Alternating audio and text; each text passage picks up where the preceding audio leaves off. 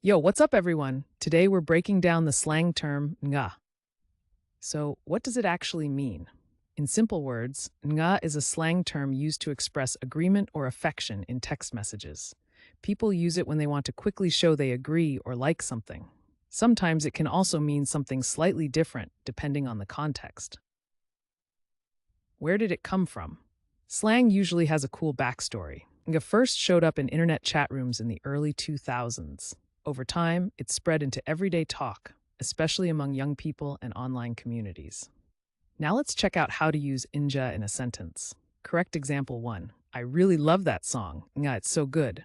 Correct example 2. That idea is perfect. Nga. And for laughs, here's a wrong example. My grandma said nga at Sunday dinner, and everyone just froze. See how slang adds personality and vibe? Using enga right makes you sound natural, but using it wrong can be hilarious. Quick recap. Means a slang term used to express agreement or affection in text messages. It started in internet chat rooms in the early 2000s, and now you'll hear it in conversations, online, or even in music. Now it's your turn.